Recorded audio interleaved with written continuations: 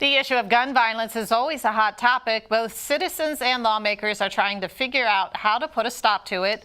This summer, some students took part in a campaign asking the community what can be done. Denise Douglas is standing by with more on what they found. Well, Patty, I think you're going to like hearing about this. This project is timely and interesting. The campaign called Breaking the Silence on Guns was all about listening to the community. The students wanted to hear what people believe is the cause of such violence in Baltimore and what could be done about it. I have the executive director of the organization called The Intersection that was in charge of the campaign, as well as two students who worked on it. Okay, welcome, guys. Thank you. Hello. Now, you focused on Baltimore. Tell me why and how did you go about doing this campaign survey style to get feedback and information from folks? Sure. I'll let one of our students kick it off. Well, we've seen that gun violence was a really huge issue in Baltimore City, and a lot of the students who were in the intersection were dramatically affected by gun violence, and so we figured that it was something that we needed to take on. And we went about the campaign by, listening to people, whether it be one-on-one meetings, a group meeting with several people, public events, or going door to door and talking to people about the issue. Thank you, and that's Takira. And then Zeke, you're the executive director of the Intersection. What was it that you heard in terms of feedback? Sure. A lot of what we heard was around youth opportunities. A lot of people felt like when they were growing up, there were rec centers, there were programs, there were different structures put in place so that kids would have something to do.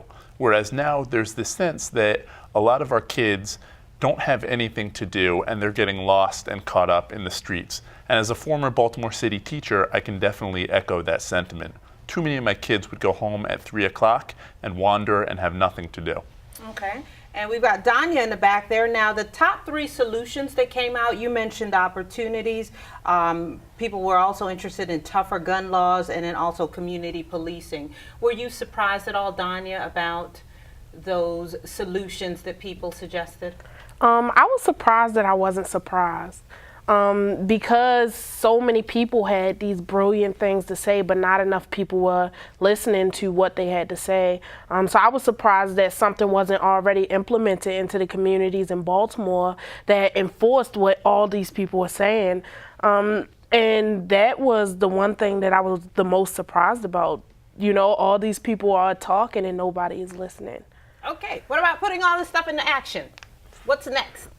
So we are now focusing on an action plan for the school year for our students at the intersection, and it's all going to be centered around youth opportunities, whether it be more jobs for the youth, year-round and summer jobs, more recreation centers, more programming, more mentorships, more internships, anything that can keep kids off of the streets. Okay, sounds like good stuff. Zeke, what are you hoping the kids got out of this, or young people, students? And also, just tell me real quick about the Intersection, because in addition to the campaign, you do a lot in the community. Absolutely. So we are a youth leadership, advocacy, and organizing group.